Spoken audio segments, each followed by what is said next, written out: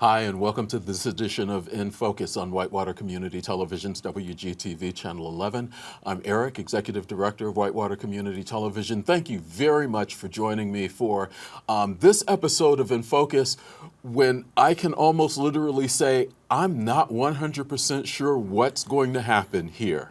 I have little dragons at my feet and things in cases, and we are going to find out a lot about the Joseph Moore Museum as part of this program. And we have Heather Lerner, who is the director of the Joseph Moore Museum, and there's another title there, Associate Professor of Biology and Museum Studies.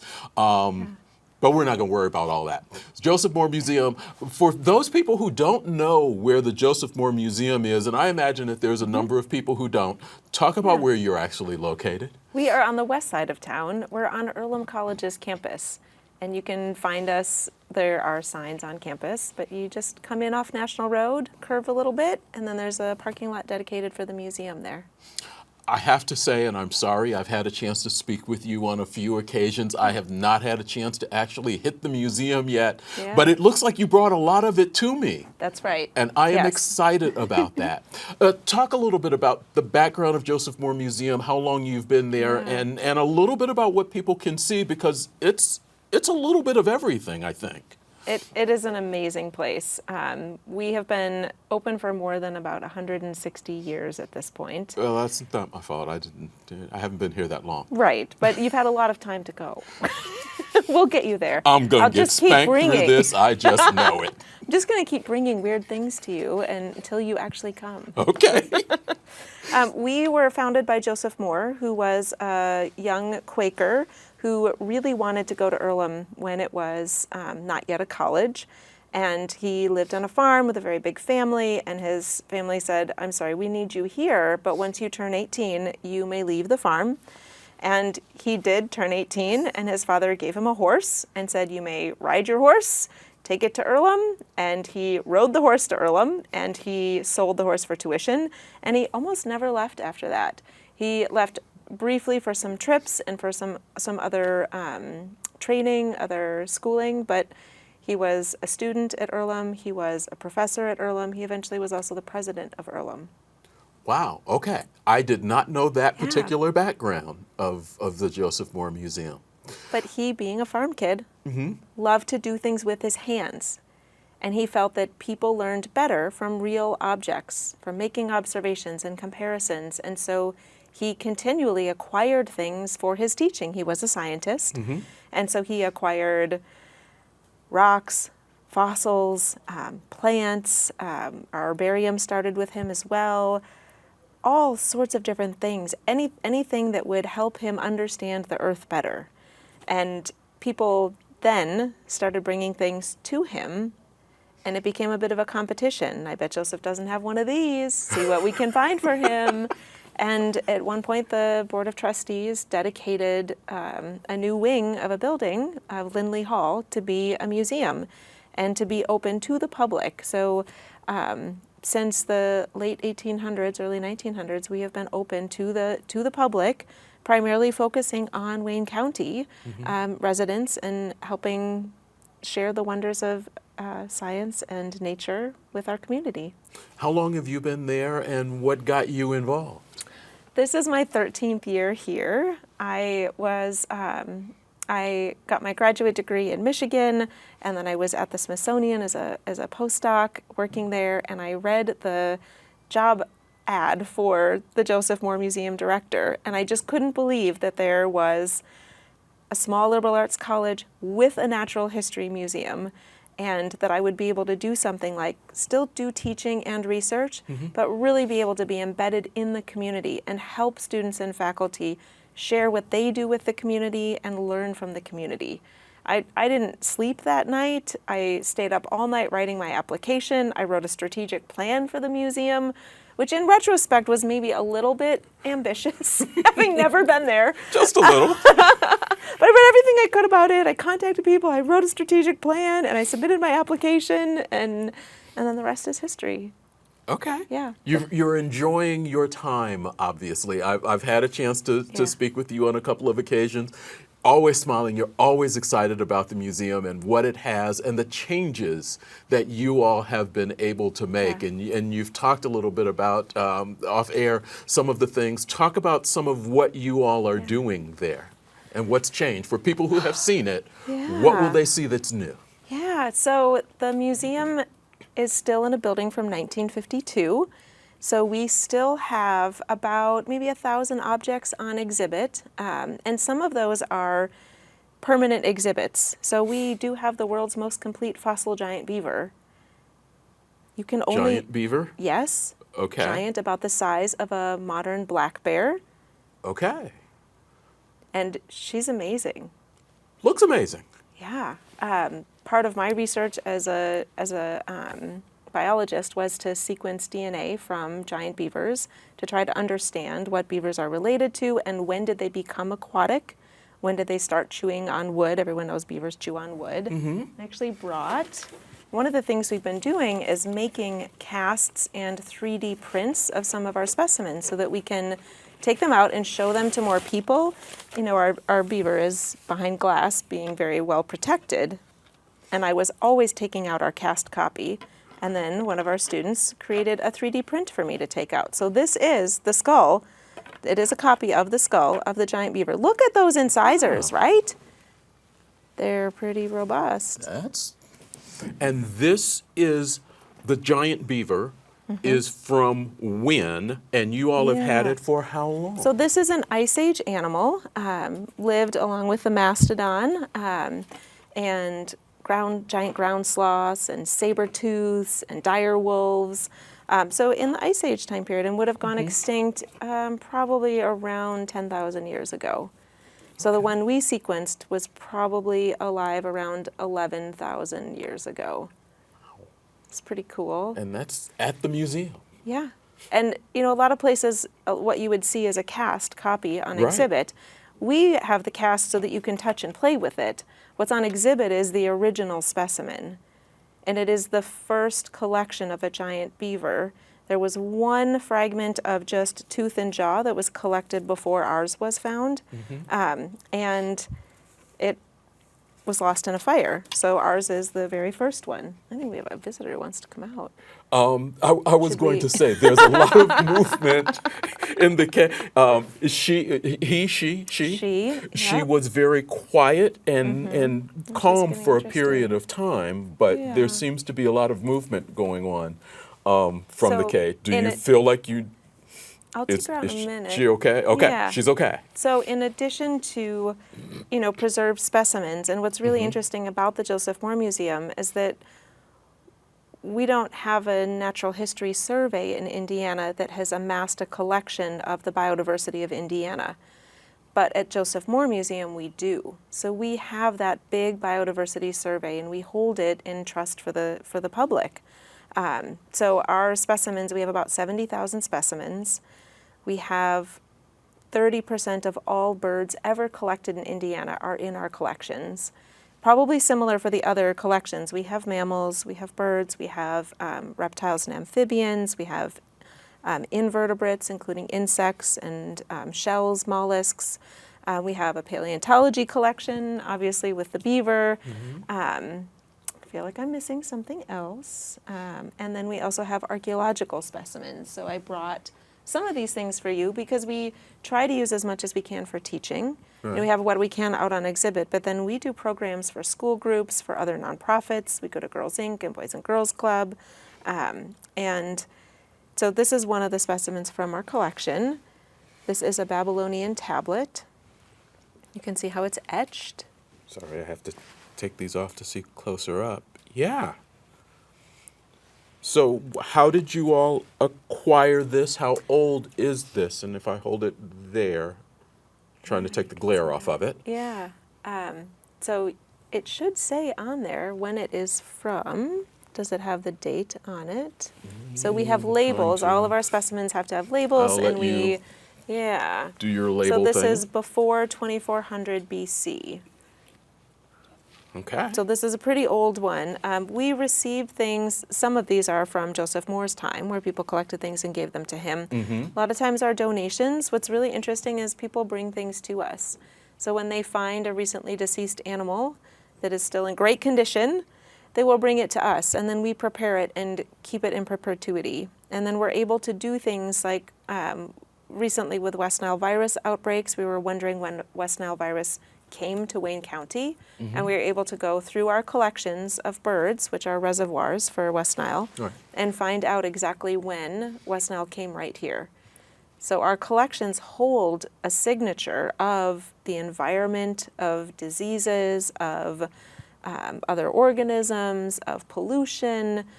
One of the things that we can do with birds that are collected since the factory fire is to take a look at their fat deposits and look and see if they are accumulating any effects from the plastics. Wow.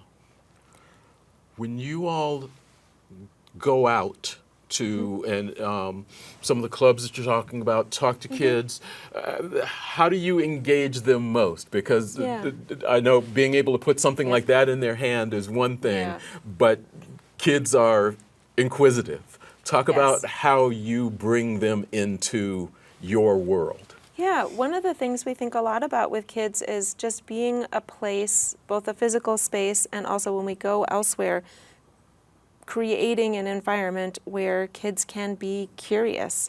So you can hold the bat and it's okay. You don't have to worry about your safety. You don't have to worry about dropping it or hurting it. We want kids to be able to really explore and to feel welcome and confident and to feel that they have the skills to be scientists. We are born with those skills. And so we try to help kids develop that confidence. And one of our main features of the museum is that our museum is very focused on undergraduate students. And so we train our students to lead those programs.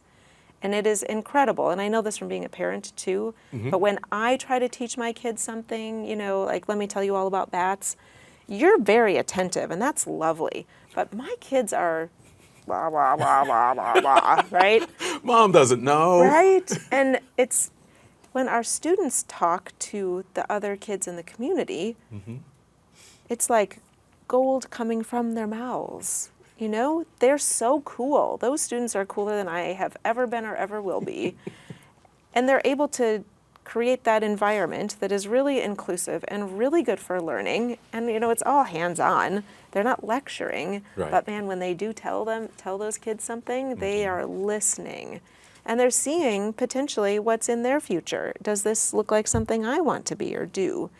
So it's a neat model. But it does mean when you go to the museum, when you come up to the door, you should be greeted by a student. And so we really rely on our community to help those students get that experience of how do I describe what we have here? How do I help people get excited and stay excited? How do I find out what people are excited about? So our community does an amazing job of being welcoming to those students who come to us from around the world and are just learning, and our visitors are coming to learn. So it's really a place of just kind of nerdy fun. You come in and someone greets you and asks, have you been here before? And then if not, we have the world's most complete fossil giant beaver. We have a planetarium. We have an Egyptian mummified woman named Ta'an. We have live animals who I think really want to come out. She sounds like she really wants to come out. Talk a little bit about while you're bringing her out. Some of the programs that you have for youth, because you actually have some summer camps that youth can attend and really kind of immerse themselves in this and what you all are doing. That is really neat. She's shedding on this side, so she looks a little blue. Yeah. So if you see that side versus that side, I don't know if you can quite. I think you can see it. I don't know if you can see it on the screen. It here. Yeah. Who is this? So this is Pengu, and she is a young bearded dragon. And one of the things you asked about camps. Yes. One of the things about camps is that the kids get to be there with our live animals. So they get to spend a lot of time really getting to know our live animals, which is pretty neat. We do have 2 weeks of summer camps in the summer, one for younger kids and one for a little bit older. Okay. Sometimes we'll do teen workshops as well. And then throughout the year, for our toddlers and preschoolers, we have Little Explorers every Wednesday morning, 10 to 12, totally free. And as a parent, I know it's very hard to get out the door at the exact time, and there's so much stress about, it starts at 10:30, I have to be there at 10:30, get in the car, get your shoes on, I'll just put them on. It's very stressful. I guess. But with this program, it's a little bit of a drop-in. So if you get there at 10, okay. When we get a critical mass of people, we'll read the story and we'll do the hands-on activity. Say you don't get there till 10:30 or 11 or 11:30, we'll just run it again. And that's a really great model for our students who are running it because they need that practice. How do you read a book to a child? Not everyone knows how.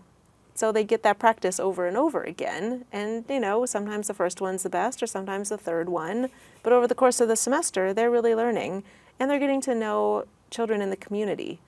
I don't know how you felt as a college student, but for me, it was hard to be in an environment in a residential college where it was just 18 to 21-year-olds.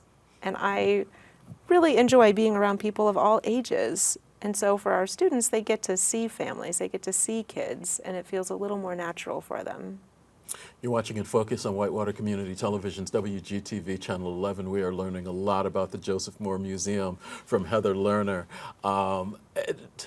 Talk a little bit about how people connect with you. You've talked about the community, you've talked about people coming in, but we haven't talked about when people can find you open. Yeah, we are open in the afternoons, almost every afternoon, Monday, Wednesday, Friday, Saturday, and Sunday.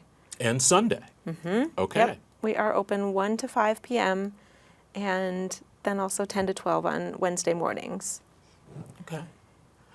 When people come, particularly, and you mentioned the planetarium, what can they expect to see in that portion of the museum? And what are some of the special programs that you all hold within that planetarium? So the planetarium is such a neat place, and the students learn how to run the whole. Is that going to take off? It's going on a walk. Come on over here, little one. Maybe down here. So the planetarium is really neat because students take an astronomy class at Earlham, and then they also get training from us on how to run the show themselves. But it's not a pre-recorded show. The students are responding to whoever's in the audience. So you may come in and get a totally different show depending on what questions you ask, what the student is most familiar and excited about sharing that day, or in general, you might get a different show depending on who you bring. They will adjust it to the level and interest of the audience. So in general, you can see just examples of things you might see, but you might see a tour of the planets. So you'll get to go from Earth and go out and see different planets. You can zoom into those planets and see what's on their surface, what they're made of, what they look like. Sometimes our students will do constellation shows, and they can show images of the night sky from different locations and from different cultures and see what types of constellations images people have been seeing in the sky. I like to go in and ask them to show me the sky the night I was born. They have to scroll a while to get to it, but they can go back in time and see what was in the sky when you were born. Really? Isn't that neat? I don't know that I've ever asked anybody. I know I've never asked anybody to do that. What did the sky look like the day I was born? And I know the minute I was born, so we can actually go to that minute too, which is pretty neat. Wow. What's really cool is, we have this solar eclipse coming up. I was going to ask about the solar eclipse because we had a chance to speak with Wes Tobin and Mary Walker in a recent episode. Great. Talk a little bit about what you all are planning around that. Yeah, one of the things we're planning is a lot of educational activities. Everything we do is really hands-on. We really like to have stations around the museum where you can go and try things out and interact with our students and volunteers. And so for the eclipse and also for our open house will be Saturday, March 2nd, we will have stations that are all about outer space, all about eclipse, some on Earth's rotation. We are planning to make moon phases out of Oreos. That should be a fun one. Okay. Lots of glow-in-the-dark things, constellations, and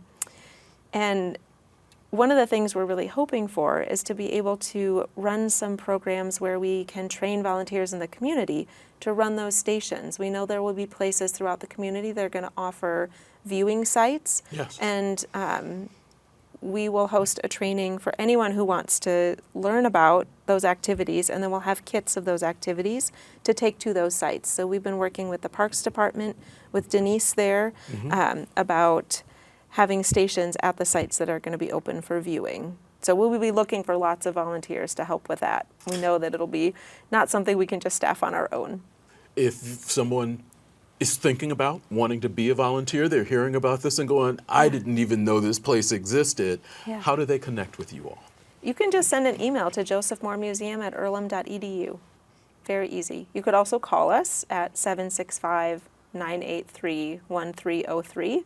You could also visit our website, and you can find how to contact us there at jmm.earlham.edu. Okay. Anything, Oh, yeah. what is on the easel behind me here? So one of the things... If I take him from you, is that okay? Do you want to hold him? You can. Can I do that? Yeah. Is there Just anything I need to know? Support his belly. Okay, I got his belly. Yeah, there you go. And you don't Okay. need to squeeze. Okay. Don't take off on me. Oh, you're doing a great job. Cool. Oh, he likes you. Nice. Okay. This is the mastodon. We have a giant mastodon on display in the museum, and you can see the skeleton here, but then also the fur of what he would have looked like. One of the things students do with us is they work on scientific illustration. And so this was drawn by Corbin Rainbolt, who was a student at the time and has now become a professional paleo artist after doing this kind of work with us. It's pretty neat. Nice. Yeah. This is great. Do you want to bring up one cool thing, if we have time? Do you want me to put it We back? do have time. Okay. We're down to our last probably 5 minutes. Oh, okay. Great. Can you go in? No. I don't think she wants to be Okay. in there. I don't think so. I'm just going to hold her. Okay. Okay, I have Can I a help you little with something? bag. Yep, here's a bag of things. We just opened a brand new gift shop. We got a donation of really neat cabinets and a whole new lobby. We worked with Richmond Carpet, and they put in a beautiful floor for us. So when you enter the museum, it looks really different. And now we have this amazing gift shop. And since the museum is free to visit, we hope people will come and buy educational and fun museum gifts from the gift shop. The museum is free to visit. Yep, always free. We have plushies, we have activities, we have sweatshirts and t-shirts. That is a beaver. I once had someone call us and tell us that their child had lost their beaver, and could we send one FedEx because they needed it the next morning. Really? Yeah. There are also, I believe, little things that if people want to try various and sundry bugs and things to eat, you have little edible type of. There's a You're sucker in pointing there. toward Do you the see the bag. sucker in there? I haven't seen the sucker yet. Oh, we have some. I'll just keep Just start digging in the taking things bag. out, You yep. just keep talking. We have some dish towels, and they even say Joseph Moore Museum on them. That's kind of a fun thing. And then the little Swedish dishcloths that match. We have Mini greeting mastodon? cards. Yep, we have greeting cards. Lots of animal figurines, and I'm so glad that wasn't real. Thank you. you're welcome. We do have a new baby boa, and we are running a naming contest. So people are voting on the name for the baby boa right now. Is there a name that's leading the pack at this moment? I believe that Julia Squeezer is doing No, very it's well. not. No, it's really not. I really wanted Gandalf. There's what I was hoping you'd find. The cricket sucker, grape. Right. Yep. Are all crickets grape? Grape until you get to the cricket, and then it's cricket. Someday I'm going to get you to try one of these. Yeah, good luck with that. But it matches your shirt. And it was destined for you. No. How many licks does it take to get to the center of a cricket pop? I think viewers want to know. I am not going to find out. If viewers want to know, they can come to the Joseph Moore Museum located on the campus of Earlham College. That's true. Again, the days and hours are? Yeah, Monday, Wednesday, Friday, Saturday, Sunday, 1 to 5. Like the way I just kind of flipped around that. You're real really quick. an expert at this. And once again, for kids, your Little Explorers program, talk about Wednesdays that real quickly. 10 to 12 has a story and a craft, and students run the programs, so you get an interaction with a student who is there every week, hoping to build up that connection with the community. We've got about 90 seconds left. Escape room, if I said that to you. Oh my gosh, yes. Can you do that in 90 seconds? Oh, I love escape games. And so we have escape games in the museum where you go into the museum and the clues are all around there, and you have to, in one of them, rescue the giant beaver. The building did burn and students did run into the building and rescue the giant beaver. So the things in the escape games are legit. Real newspaper clippings, real giant beaver. And there's an Egypt version as well, where you need to rescue the scarab that is missing from over Ta'an's eye. True story, is missing. There's also a dino one for littler kids, for maybe 6 and 7-year-olds, that does well for birthday parties. Okay. And then there's a boxed game, and I think we have one right now, that is free to take from the museum. You use it. You know, it's great for Thanksgiving with your family. Take that, play it with your family, then bring it back. We'll reset it, and someone else will take it. We had 5 this week, and 4 of them went, and we have 1 left right now, but they keep coming back and cycling through. Nice. Yeah. Heather Lerner, Joseph Moore Museum. I have learned a lot during this half hour. We are going to have you back because there's no telling what you will walk in with, and I think it will just be a whole lot of fun. Thanks for being here. Thanks so much for inviting me. This is really fun. I'm glad. You're gonna try that cricket sometime. We'll see about that. We'll be back with more In Focus after this.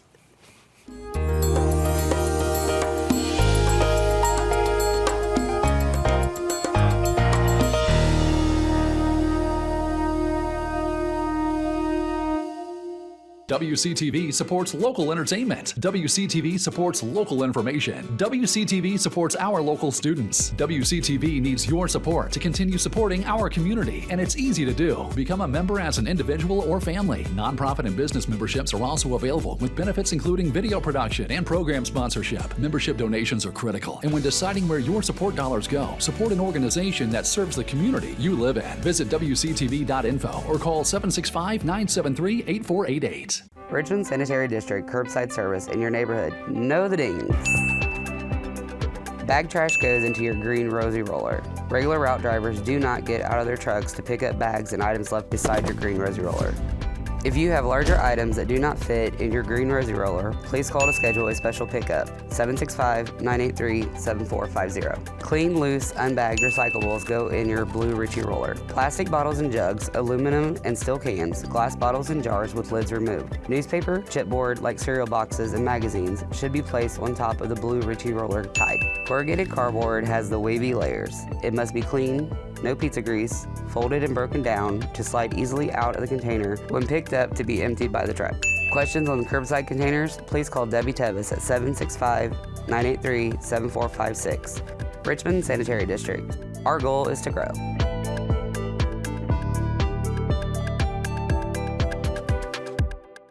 No person should ever experience illegal discrimination, but if it does happen, you can report it to the Indiana Civil Rights Commission.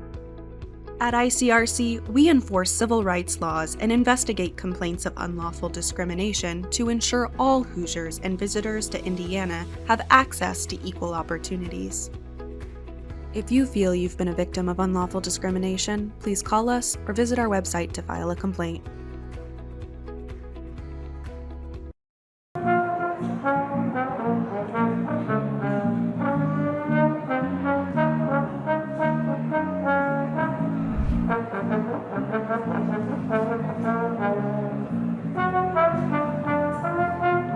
We've got all sorts of plants, produce, meat, eggs, honey, maple syrup, baked goods, arts and crafts. some awesome different prepared foods, kettle corn, you name it, down here for everyone in the community to come and buy. The cool thing about what we do is that we're 100% growers only and local produced only. So everything that you buy here was actually made here. That's really great because you can know that your money's supporting a local farmer and staying in the local economy, and it's traveling less fuel miles, and so we've got a lot of really great benefits there.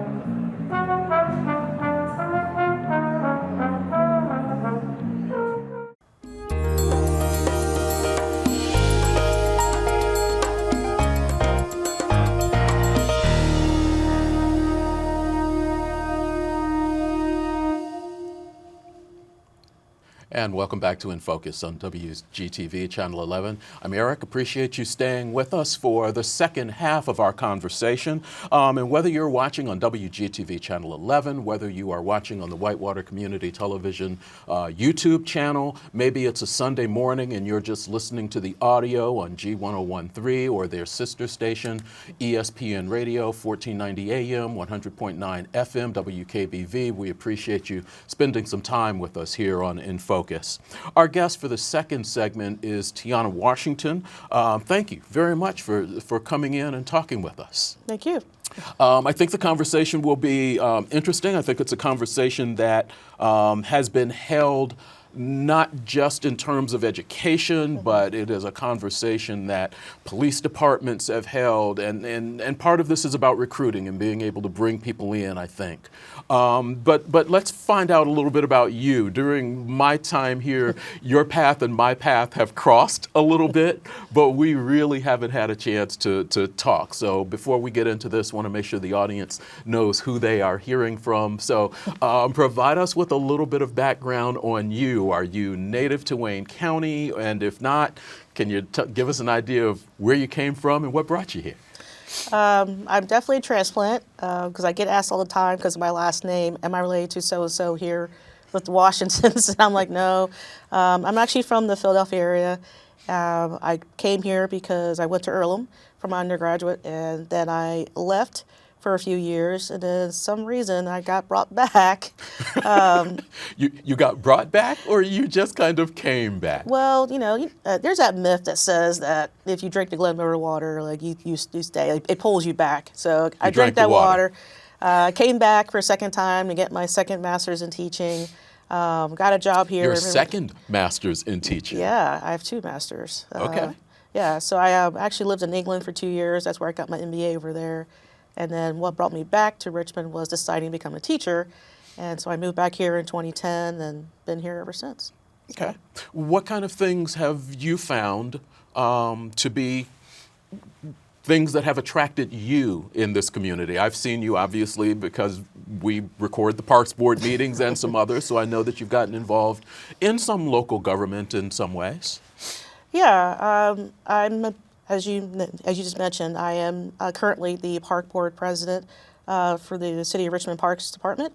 I also sit on the City Plan Commission Advisory. I'm the Vice President on there currently. Mm-hmm. I imagine we got elections coming up next week, so we'll see how that goes. Okay. But I got involved in those things because this is my new home, and I bought a house here. As I've been teaching now, this is my 13th year teaching except for 2 years, but really at RCS. But I just felt like this is the community where I need to be. Cost of living kind of helps a little bit there. 2 thumbs up on that one, huh? Yeah, and just being in this general area where you can travel to Dayton, Cincinnati, Indy, Chicago within 4 hours. You got that lovely radius, and there are just things to do, and there's good people here, and all I want to do is just make this my new home a better place. Okay.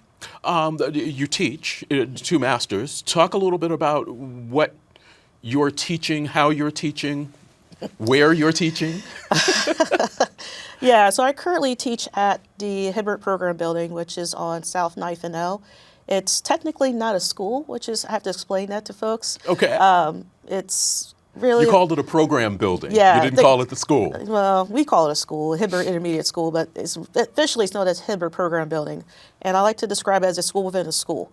So there's 3 programs in that building. You have the Logos, which is our Gifted Talented program. That's a program I mainly teach in currently. We have the new STEAM program that replaced early college program. That's new this year. And then we have our applied skills students there as well.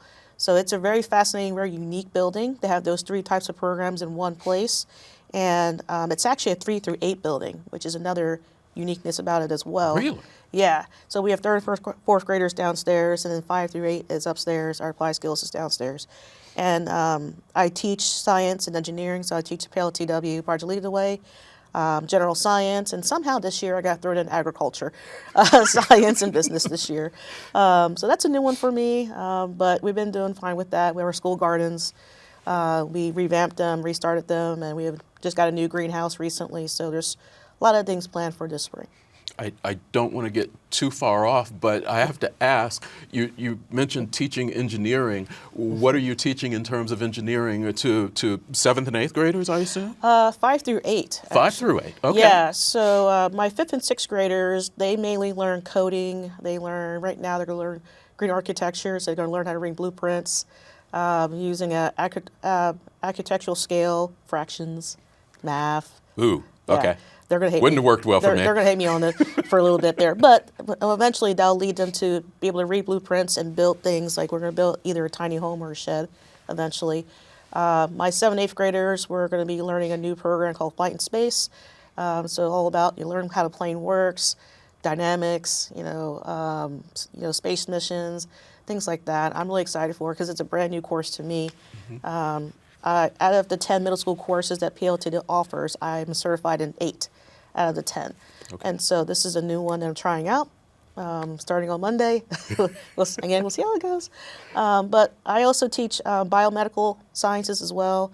That's where the students basically become doctors. I got them lab coats from Donors Choose.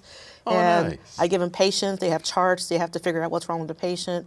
They learn, they have to do surgery at one point. They do dissection. Hey, they'll cut that part of the brain. Oh, you just killed your patient. Yeah. How do you say that gently to a kid? Oh, they crack up. They're like, oh, did I fail? And I'm like, well, technically you killed your patient, but did I fail? Because they care That's about what's important. That's important. They care about, did I pass or not? I'm like, well, technically. But we always talk about why did they cut in the wrong, phobe, for example, like, hey, you cut in the temporal lobe, should be in the frontal lobe, things like that. So, because they learn all those parts of the brain, and based off their patient's symptoms, they tell me, hey, I think this is what's wrong. Do I have permission to dissect? Permission granted. I don't give them any clues, like whether they're on the right track or not, because I want to see their reaction. And they do a good job for the most part. They're able to cut in the right place and explain and get the tumor out and things like that. So that's another type of engineering that I do with them as well. Talk to me for a minute about what got you into education. What made you want to be a teacher, or maybe even the question of who made you want to be a teacher? Because sometimes in talking to people, there's a teacher that triggered something. There's a mentor that triggered something. Was that your case? That was actually, Mr. Yoakum. He was my biology teacher in high school. And he knew that I wanted to be a doctor, which obviously I'm not a doctor right now, but that was my goal at the time, and want to be pre-med. And he just saw something in me that he said, T, you're going to go far. And just always instilled in me and telling me, don't let anyone tell you otherwise. Don't let anything get in your way. Like, if this is the path you want to do it, and I'll support you. So even though I didn't become a doctor, I was pre-med in Earlham up till my 3rd year there. And I was like, yeah, the MCATs kind of scared me. So I was like, I'll just be a biologist. That's it. Just a biologist. Just a biologist. And I was fine with that for a little bit. I did work in the hospital field for a little bit once I graduated, but he was the one that kind of inspired me to be a teacher, because he instilled in me that passion of lifelong learning and wanted to do better for my family, because I'm the first in my family to go to college and graduate. I'm a first-generation college student. Okay. And he knew that and how important that was. And yeah, it's a lot of pressure, but he still supported me, and So I have him to thank for that. The reason you're here is because you have helped form, we'll put it that way, as opposed to calling you the founder or something. You've helped form a group of people that are having a community forum. You want to have a dialogue with this community based around why Richmond Community Schools needs an equity policy. Yeah. Talk a little bit about how that conversation for you even started and how long that conversation for you has been going on. Yeah, so it started about 3-4 years ago. I was at a conference that was put on by the ISTA, which is our Indiana State Teacher Association, our union, and met with a staff member who I believe just joined ISTA at that time and just heard about me. And I sit on the board currently, so she just wanted to get to know more about me as a board member, and especially being a person of color board member. And through those conversations, I kind of vented out that I was very disappointed with the fact that I am only one of, at the time, was 10 teachers of color in my corporation, and that I'm just tired of being alone. And I've had some experiences that were not good as a teacher. Colleagues have not treated me very well. I've seen students not being treated well by some of my colleagues as well, and it just really got to me. And she said, well, let's talk more about it. And then eventually that became the idea of forming a coalition of folks who feel like there's this issue of equity, of having, making sure that our schools are safe and welcoming for everybody. And at first it was like 10, 15 people, mainly teachers, a few community members, and then it's somehow, blossomed to around 50 people right now. Which I'm very grateful for all those folks who feel like this is an important topic and issue. So all we want is just have a dialogue about equity, about making sure that educational equity, we have that in RCS, that the resources are allocated, appropriately, that we are trying our best to make sure that we have a faculty that is reflective of our student population, because that's not happening right now. I mean, I would say percentage-wise, faculty is probably 97% white, if that gives you a sense. Mm-hmm. So it's. We were talking before we started this conversation. At the time you started this, you were one of maybe 10. Yeah. You're saying that number even now has been cut in half. Yeah, it's about 5, I believe, at the moment. So we had some folks who retired. That hurt, but it's their time. They deserve to retire. Sure. We also had some folks have come and gone, and it's just been very, very frustrating to, again, continue to be the only one in your building. You have folks who are around RCS buildings, but you don't see them very often because we're spread out. Mm-hmm. We don't ever really get together to have these conversations. Through our coalition, we've had listening sessions. We've had gotten teachers of color together, the very few of us together. We've had even pairs. We got them together one time because they typically are the group that makes up most of the people of color who work for Richmond Community Schools, or really generally any schools, mm-hmm. Especially urban. So we got to do that, listen to experiences. Through that, all that together kind of became this culmination of, well, let's have a community forum so that we can not only just educate our community about why this is a policy that we need to have for our schools, but we also want them to have a voice as well to say, hey, tell us more about what you guys are meaning by equity, or the students that are going to be there. We want to have the students be able to share their experiences so parents and other folks know that this is not just a T. Washington issue. This is an everybody issue. And so we want to work together to rectify this, because we can't let this continue on. We have folks who are not feeling welcome, and I hate that feeling. No one should ever feel unwelcome, especially at schools. A lot of times schools are a safe place for our students. Mm-hmm. So the fact that some of them don't feel comfortable, don't feel safe because of how they're being treated, or because there's not enough resources, they can't, if there's a language barrier, or if they're trying to do a project and they're being told no, that's not really appropriate, or so it's just, we really would just want to make sure that everyone is on the same page, and that if this is something that community wants, that we will continue to push this forward to the school board, because right now the school board does not have an equity policy, as we discovered. You've mentioned to me ahead of time that they don't have a policy, but it is part of their mission, or their mission statement. Yeah, they have board goals, and literally one of their goals is, to improve diversity, equity, and inclusion. So that right there tells me that you want this to be a thing. It's apparently a goal and priority, but yet my coalition has come to you a couple of times. We met with all 7 school board members individually. Some of them feel like, yes, this is we believe this is important, but it's not a priority right now, because there's other things ahead on their agenda that they need to get to. There's some that do not believe that there's a problem, and that we should not even be doing this, which is sad, because I feel like if you don't feel that all students should be welcoming, then you shouldn't be sitting on a school board. But that's just my personal opinion. But hopefully we can get those school board members there so they can see that it's not just teachers who are having these issues. They're going to see students who are going to speak about their experiences. They're going to listen to teachers who are willing to share their stories. We're going to have community members, if they're willing to share their stories, just so they know it's not just this small group of people that, not to say keep harassing them, but like we are pushing them to have this equity policy, and that there is this community that's behind us, that's supporting us, that want the same thing as well.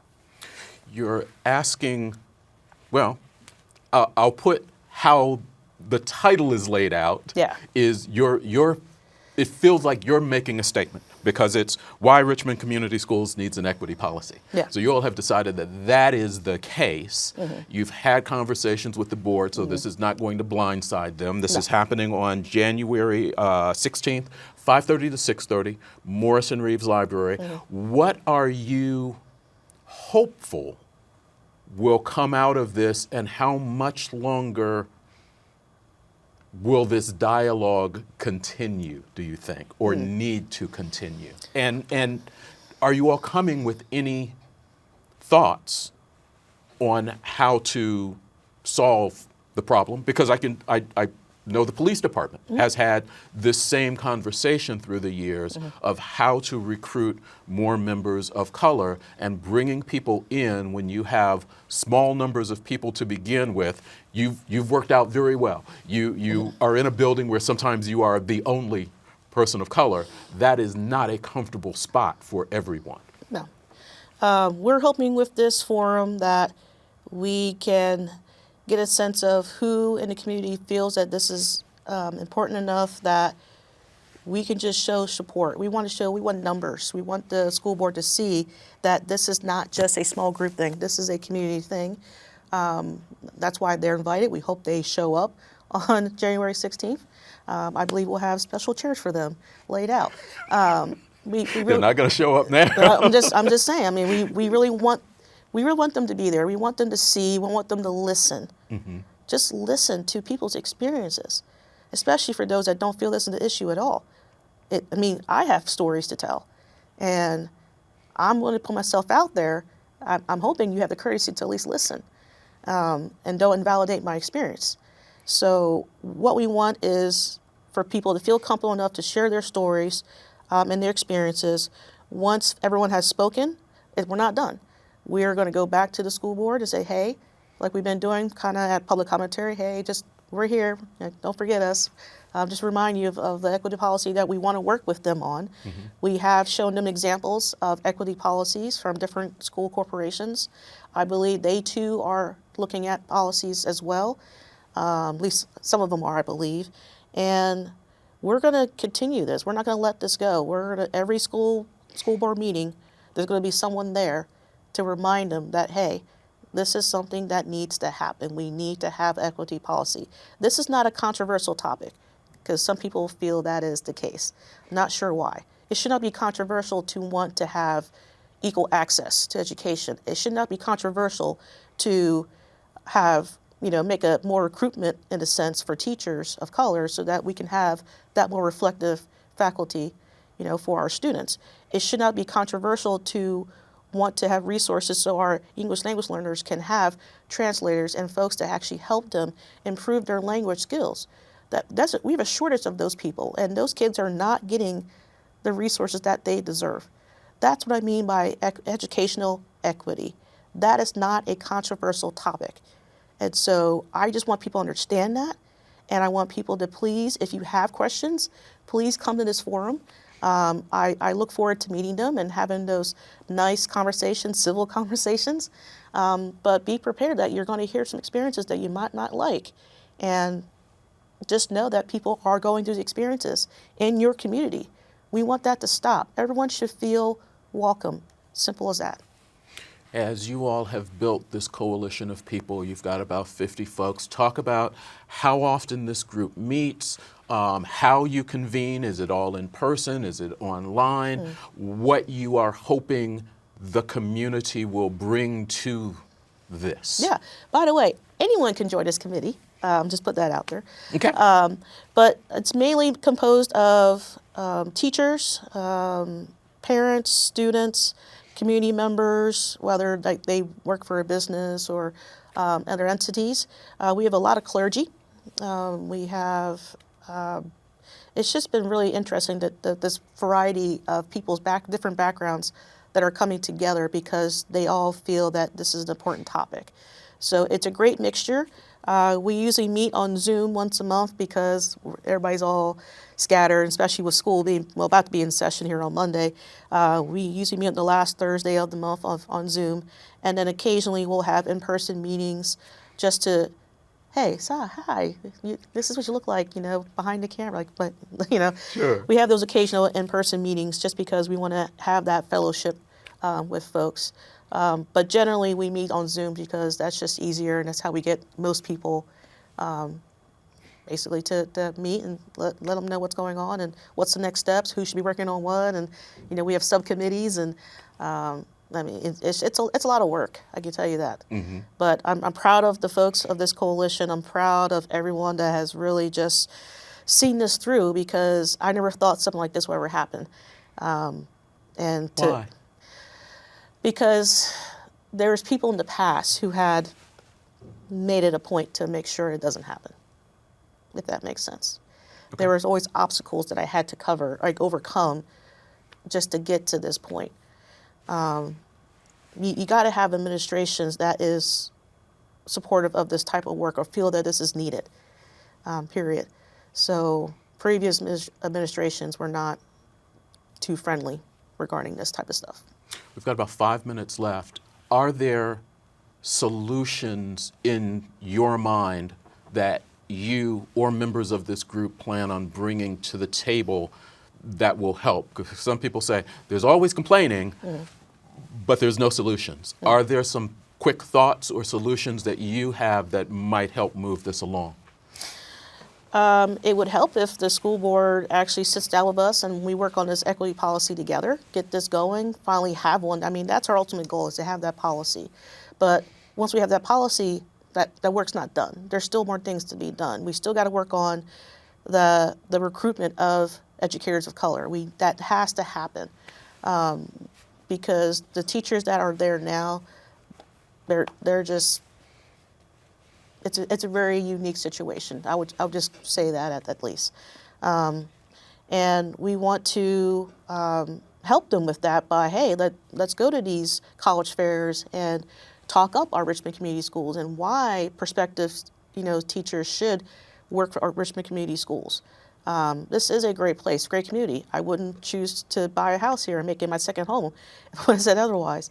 But it's very frustrating when people talk down this community and say there's nothing to do and there's blah blah blah. And I'm like, there's plenty to do. I've never seen a place like this. We have 5 colleges for one, which gets people. I'm like, we're literally a college town, but we're not acting like a college town.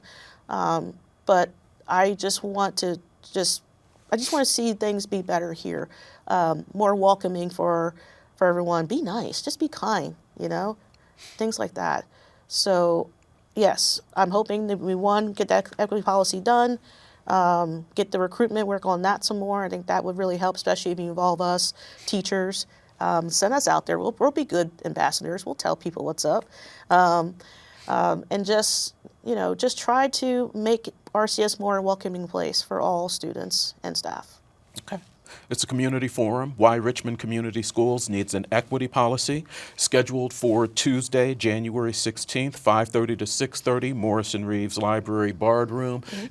Are you expecting people to register for this so you know that about how many people are expecting, and if so, how do they do that? Yeah, we actually have a flyer that we posted on several Facebook pages. So on the RAA Facebook page, you'll see the flyer that I see that you have there. There's a QR code that you can scan and sign up. We do have a limit of 90 people, so I believe. So if you really want to jump on this, I highly recommend you register, just so that we know how many people to expect. There'll be light refreshments. It's only an hour long, and we're just taking an hour of your time. But all we want is just have folks come and listen, conversate. Let's have some good conversations about educational equity. And if people want to be part of this group, but they're not able to make that, how do they connect with you or someone else? So they can email me. Can I just get my email? Sure, you can do that. You can email me at my name. So it's Tiana, tiauna.washington@gmail.com. Just let me know that you would like to join a coalition. We'll add you to the list. We'll let you know our next upcoming dates. And yeah, we welcome you. Please join our coalition. The more the merrier. Cool. Tiana Washington, appreciate the time. Thank Appreciate you. the conversation. Appreciate it. Hopefully you get a number of people to join you in this dialogue. I hope so too. All right. A couple of things to remind you of as we head out of here. If you still have your Christmas tree and you're looking to get rid of that, don't forget there is still Christmas tree recycling going on at Hayes Arboretum. There are candlelight tours that are going to be taking place at the Levi and Catherine Coffin Home on January 12th from 7 p.m. to 8 p.m. Martin Luther King Jr. Day, free admission at the Levi and Catherine Coffin State Historic Site. That's January 15th. 10 to 5. Pre-registration for the tour is available. Walk-ins are accommodated if space is there. Also, don't forget the Martin Luther King Day annual breakfast taking place at Ivy Tech, 8 a.m., January 15th. Guest speaker, Dr. Charlie Nelms. Tickets are available there on the screen, iue.edu/MLK 2024. Thank you for watching this week's In Focus on Whitewater Community Television's WGTV Channel 11. Be sure to catch any of the replays or find it on our YouTube channel. Have yourself a great day. As always, I wish you well.